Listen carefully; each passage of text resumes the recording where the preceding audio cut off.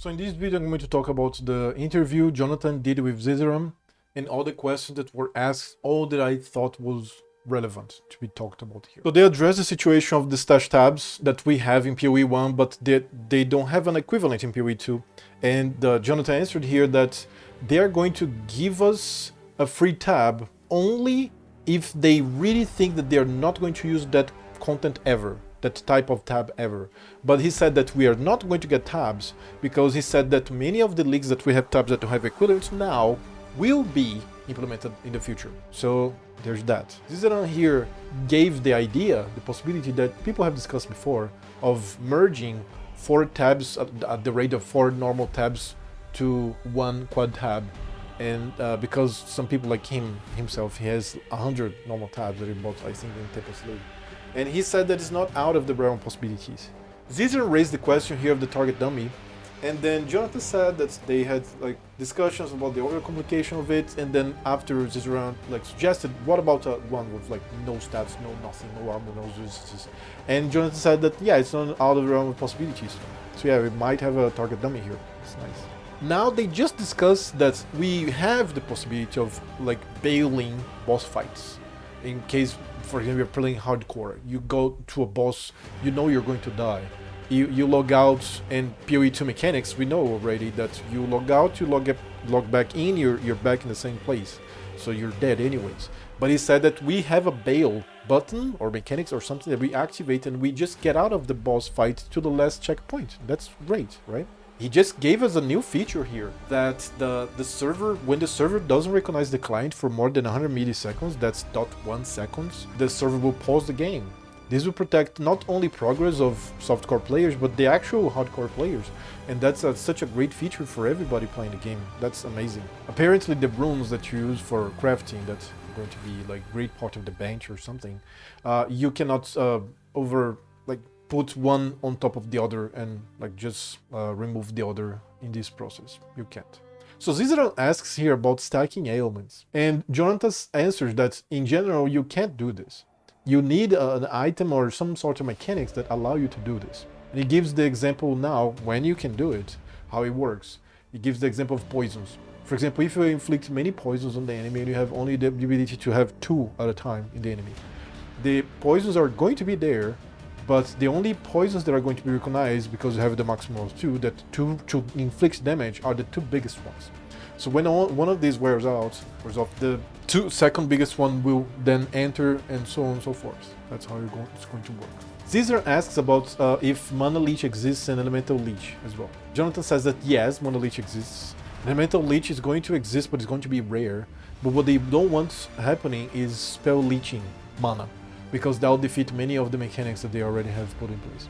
Ziz raised the question here about dead mods still appearing high-end, high-level items. And he gives the example of Thorns and Life Regen, and Jonathan answers that currently some dead mods, and Jonathan gives the example of Light Radius, they will still appear at like level 60 or something, but at some point, he mentions tier 5s plus, these are not going to appear. So the tier 5 items are pretty rare. They tend to have just good mods. Just maybe not for your build, but only good mods. That's exciting. That's very cool. So this here raises a lot of questions about Crate, if all the projectiles of a barrage are going to Crate, and they start to talk about this and discuss. But the conclusion here was the best conclusion possible is that Zizeran was giving the idea of, like, for example, something that GGG mentioned, that maybe crit is a conditional buff. For example, in a Shaper's Lamb, if it is going to crit, it's a different animation. Maybe with colors, maybe a little longer, so that you know that's going to crit, and you have to do something about it, or like really stop what you're doing, not tank it, and I don't know. And this like made Jonathan think about it, and he'll discuss with Mark. Maybe have another point of like bliss in the game here. The game is just getting better and better by the minute, man. Charges don't give inherent bonuses anymore, so there's no reason for monsters to have them. Maybe they change this in the future, but for now, no. So now they talk about support characters, and Jonathan says that support characters in PoE 2 are basically, they are just going to be more active. It's not like you're just going to be this aura bot who's going to be around just buffing everybody just for being. No, you're going to have to debuff, you're going to have to curse, you're going to have to slow, you're going to be more active, and that's the way that they want to go with the support characters. They're still going to discuss internally if they're going to allow ascendancies to be respect. Zizan raises the question here about easy mods versus hard mods. He gave the example, for example, of chilled ground versus elemental penetration. Jonathan says that this doesn't matter anymore because they're going to make prefixes being only positive things and suffixes being only bad things. The prefixes are going to define what is going to drop and if more things are going to drop, so it doesn't matter anymore like these quantities of things that we had before. So they talk here about the ladder, and Jonathan basically is going to implement or wants to implement many complexities about the ladder. Who killed which boss, when, how many times, and this is very interesting to be in the game. They talk now about respects. Jonathan is positive about allowing us to fully respect the tree in case they implement a patch, which will happen during the early access, right? That greatly changes things that could break builds. So he said that, yeah, that's most likely going to happen if something like that magnitude happens. Caesar raised a very interesting question here about sockets of ascendancy skills and skills inherent to items. And Jonathan answers that the skills that are inherent to you, they are going to have more sockets the more level you have of character, being the plateau 80. So level 80 are going to have 5 sockets in the skills that are inherent to you. But the items, the item level of the item will define the number of sockets of these. And that they are also going to implement how this appears in the trade site so that it's seamless and similar to the game. He asks here about the revelation of the ascendancies, and if the revelation is going to happen before the early access, because some people are concerned about it being locked. And Jonathan still, he doesn't know, he will check with his team if that's going to happen. Low life now is 35% life. Now they're talking about the force move to bind that we lost one skill slot in PoE 1, if that's going to continue in PoE 2. And he's really thinking about not making it that way, so that we have that skill slot, the force move to bind, being the left click mouse for many people like myself. They talk about tablets here and the towers, and they say that the towers are going to be one use only, and yeah, you're going to have to waste the maps to get to the towers, but that's not going to be a problem according to Jonathan, because the area of the buff of the towers is just such a large area. Also, you are going to be able to stack tablets on top of each other, but I think we already knew that. There's going to be tablets with generic stats, not only like reach and expedition, etc.